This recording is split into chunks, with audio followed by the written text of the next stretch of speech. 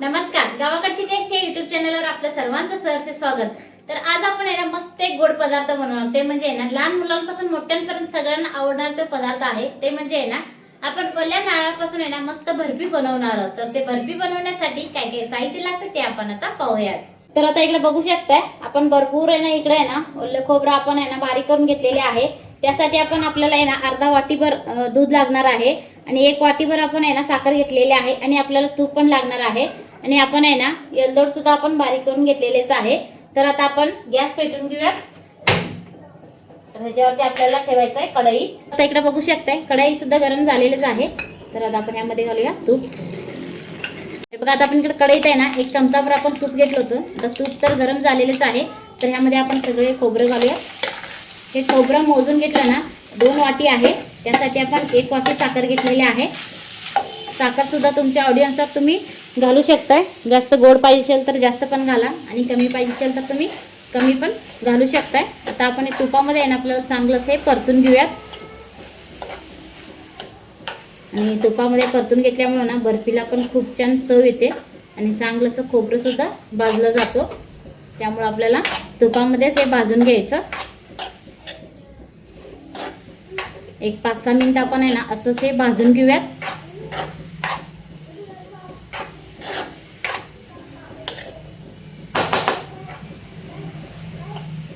सारखं असं आपल्याला पलटी करत करत आपल्याला चांगलं असं हे थोडंसं आहे ना असं पूर्ण खोबरं आहे ना कुरकुरीत व्हायला पाहिजे तसं आपल्याला हे परतून घ्यायचं आहे तुपामध्ये।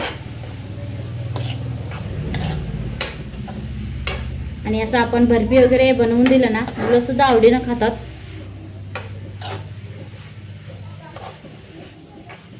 एक 5 मिनिट आहे ना मी चांगलं असं हे परतून घेते।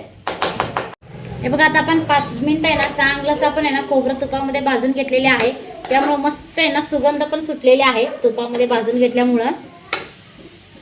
तर आता आपण यामध्ये घालूयात। आपण इकडे दूध घेतलं होतं ना त्यामधलं आपल्याला दूध घालायचं आहे। अर्धा वाटी दूध घालूया आणि चांगलं असं आपल्याला आहे ना परत यामध्ये मिक्स करून घ्यायचं,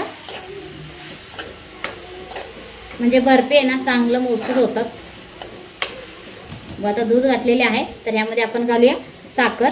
1 वाटी साखर घालूया आणि चांगलं असं आपल्याला आहे ना साखर खोबऱ्यामध्ये मिक्स करून घ्यायचं। खोबरं किसून घ्यायचं,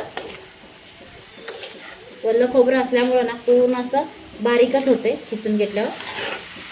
तर आपल्याला चांगलं असं हे मिक्स करून घ्यायचं।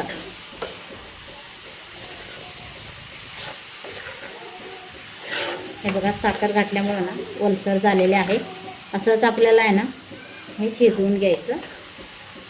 पूर्ण खोबरं सुद्धा सगळं आहे ना मऊ व्हायला पाहिजे पाकामध्ये।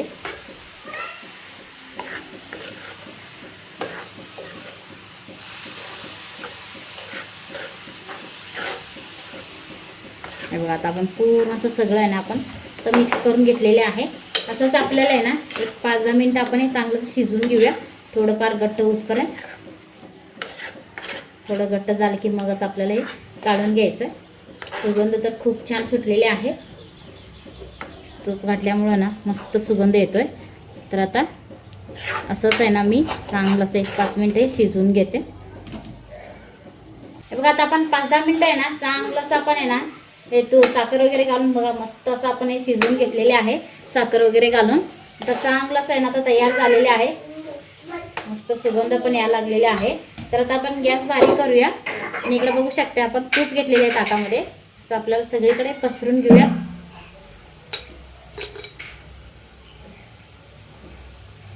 म्हणजे खाली चिटकत नाही, त्यामुळं असं आपल्याला सगळीकडे तूप लावून घ्यायचं। हे बघा असं आहे ना आपण इकडे तूप पण लावून घेतलेले आहे। तर आता आपण बंद करूया आणि इकडे आपण ताटामध्ये आपण सगळं तूप लावून घेतलं होतं ना त्यामध्ये आपल्याला सगळे घालायचं आहे।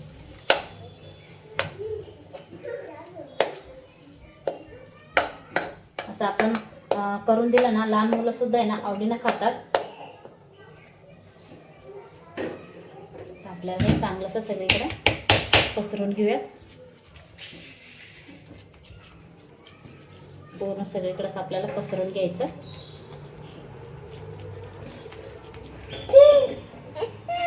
हे बघा आता आपण सगळं ताटामध्ये इकडे घेतलेले आहे। तर आता आपल्याला चांगलं असं आहे ना दाबून दाबून मिक्स करून घ्यायचं, म्हणजे सगळीकडे असं पसरून घ्यायचं, म्हणजे एकसारखंच आहे ना आपली बर्फी तयार होते. आपल्याला कसं पाहिजे तसं कट पण करता येतं. तर आता आपण असं या पद्धतीने आपण हे तयार करून घेतलेले आहे. तर आता आपण आहे ना पूर्ण आपल्याला गार करून घ्यायचं आहे. गार झाल्यावरच आपल्याला हे कट करून घ्यायचं आहे. त्यासाठी आपण हे बाजूला ठेवूयात आणि गार झाल्यावरच आपण हे बघूया. हे बघा आता इकडे बघू शकताय, तर गार झालेले आहे. तर आता आपल्याला हे कट करून घ्यायचं आहे. इकडे मी चाकू घेतलेले आहे, चाकूच्या साहाय्याने आपण हे कट करून घेऊया.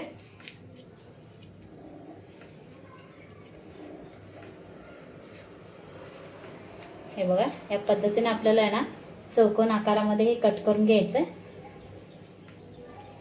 तुम्ही आहे ना हे त्रिकोण आकारामध्ये पण कट करून घेऊ शकता. तुम्हाला कसं पाहिजे तसं तुम्ही हे कट करून घेऊ शकता. तर आपण ह्या बाजूने कट करून घेऊया.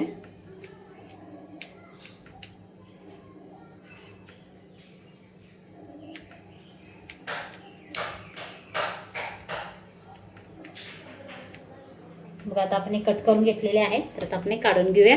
तर आता आपण हे पीस आहे ना काढून घेऊया बर्फी. हे बघू शकताय मस्त आहे ना आपले असं बर्फी आहे ना तयार झालेले आहे. तर आता आपण इकडं प्लेटमध्ये काढून घेऊया.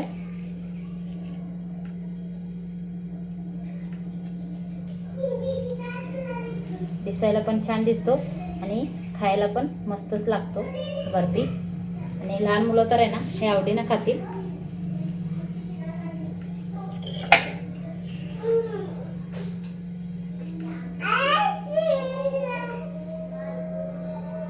तर आता बघू शकताय मस्त आपण आहे ना कट करून हे काढून घेतलेले आहे.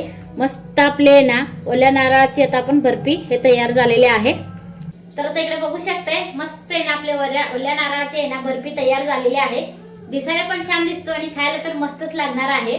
आणि ह्यामध्ये ना तूप वगैरे घातल्यामुळे ना मस्त म्हणजे चवीला पण आहे ना खूप छान लागणार आहे. आणि सगळेजण आहे ना घरातली लहान मुलं पण मोठ्यांना पण सगळ्यांना आवडणारे असा पदार्थ आहे. त्यामुळे ना तुम्ही पण एकदा करून बघा, तुम्हाला पण नक्कीच आवडेल. तर तुम्हाला आजचा रेसिपी कसं वाटलं ते जरूर मला कमेंटमध्ये सांगा.